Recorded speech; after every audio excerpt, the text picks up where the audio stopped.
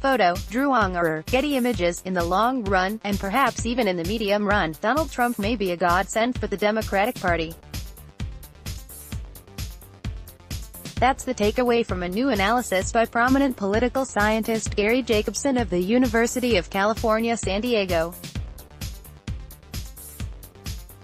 In the journal Presidential Studies Quarterly, he argues the unpopular president is magnifying differences between ordinary Democrats and Republicans, in a way that threatens the long-term vitality of the GOP. Thanks for watching. Trump now is his party's unrivaled pubic face, he writes.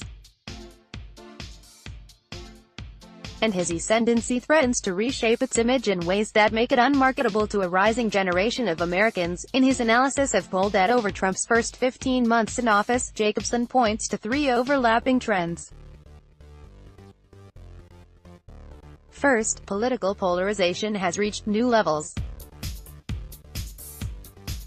He notes that ticket splitting, the previously common practice of voting for one party's presidential candidate and another's candidate for Congress, nearly evaporated in the 2016 election. For the first time in history, he writes, the party that won the electoral votes also won the Senate contest in every state. Thanks for watching. Thanks for watching. Amplifying that point, Jacobson adds that in one survey, 89% of partisans voting in House elections, and 90% of those voting in Senate elections, voted loyally for both the presidential and congressional candidates of their party.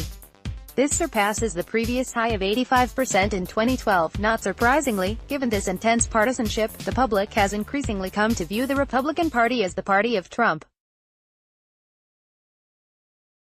This means the president's disliked demeanor and problematic policies have lowered not only his approval ratings, but also those of other party leaders.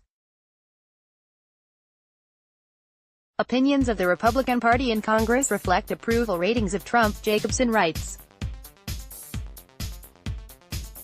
And that means the party may be sacrificing some traditional strengths. Jacobson notes that, in a January of 2018 poll, 66% of respondents said Trump has damaged the nation's reputation around the world. Trump has at least temporarily cost the Republican Party its usual reputational advantage in the domain of foreign affairs, he writes. Finally, Trump, thanks to both his policies and his personality, is extremely unpopular among young voters, who will make up an increasing share of the electorate. That's very bad news for the Republican Party, especially since people usually hold on to the partisan identities they establish in early adulthood. To sum up, Republicanism is now indistinguishable from Trumpism. But few beyond the president's base, and very few among the more diverse emerging generation, find that fusion, or the policies that accompany it, attractive. The immediate effects of this confluence of forces will be felt at the midterm elections in November. Republicans would be predicted to lose their House majority no matter how well the economy performs in 2018 if Trump's approval ratings are no higher than the mid-40s come Election Day, Jacobson writes.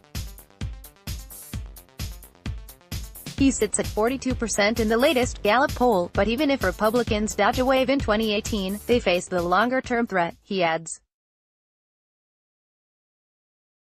By projecting a sharp, highly divisive image of who and what the Republican Party stands for and, equally important, who and what it stands against, the Trump presidency is poised to have a durable impact on party images and identities, especially among younger citizens entering the electorate for the first time, if Trump remains committed to policies such as economic nationalism, anti-Muslim xenophobia, and dismantling the national regulatory and welfare regimes.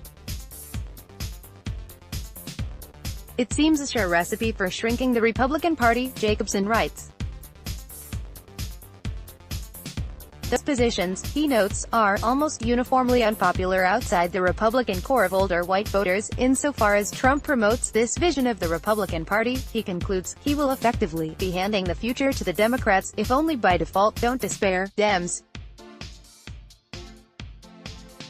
Brighter days lie ahead.